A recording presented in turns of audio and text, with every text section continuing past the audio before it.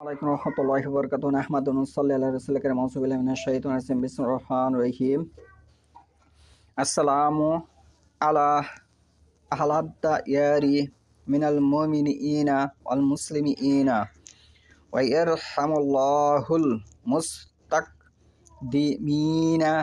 মিন্না ওয়াল মুস্তাখিরিন ওয়া ইন্না ইনশাআল্লাহু বিকুম লালাহিকুন। আজকের বক্তব্য বিষয় হলো কবর দেখলে কোনো মমিন মুসলমানের কবর দেখলে কবরের দোয়া, যে দোয়াটি আমি উপস্থাপন করেছি এই দোয়াটি আপনি পাঠ করবেন, এতেই কবর জিয়ারত হিসেবে পরিণত হবে। এটাই কবর জিয়ারত। কবর দেখলে মমিন মুসলমানের কবর দেখলে এই দোয়াটি বলতে হয়, এটাকেই কবর জিয়ারত বোঝানো হয়েছে। কিন্তু ভারতবর্ষের মানুষ কবর জিয়ারত বলতে শিরক ও বেদাত বুঝে নিয়েছে, তারা ইসলাম থেকে খারিজ হয়ে গেছে। এই দলিলটি হচ্ছে মুসলিম 2256, মুসলিম শরীফের 2256 নম্বর দলিল। মুমিন ও মুসলিম কবরবাসীদের উপরে শান্তি বর্ষিত হোক।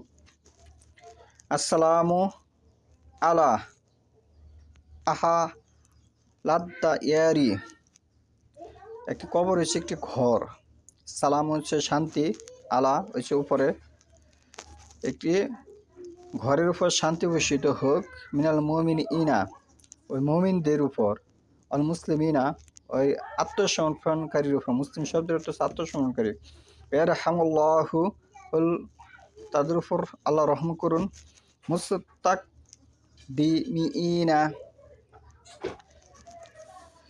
আল্লাহ চাহে তো আমরা অবশ্যই আপনার সাথে মিলিত হব। আরেকটি দোয়া আছে, আসসালামু আলাইকুম আহলাদ্দা ইয়ারি মিনাল মুমিনিনা ওয়াল মুসলিমিনা ওয়া ইন্না ইনশাআল্লাহু বিকুম লালাহিকুন নাসআলুল্লাহা লানা ওয়া লাকুমুল আফিয়া। মুমিন ও মুসলিম কবরবাসীগণ, আপনাদের উপরে শান্তি বর্ষিত হোক, আল্লাহ চাহে তো আমরা অবশ্যই আপনাদের সাথে মিলিত হতে যাচ্ছি। আমাদের ও আপনাদের জন্য আমরা আল্লাহর নিকটে মঙ্গল কামনা করছি। এই দলিলটি হচ্ছে মুসলিম শরীফের 2257, মেশকাত 1764।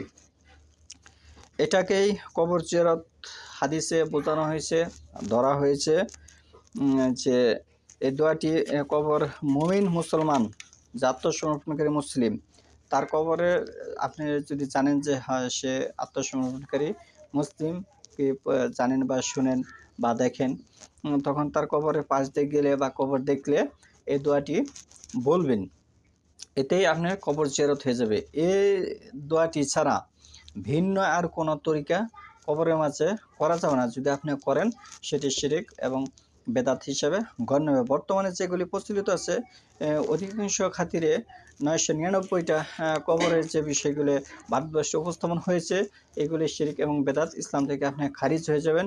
এগুলি থেকে রাসূলুল্লাহ সাল্লাল্লাহু আলাইহি ওয়াসাল্লাম বিরত থাকার কথা বলেছে, বিভিন্ন হাদিসে সহিহ বুখারী শরীফে এসেছে।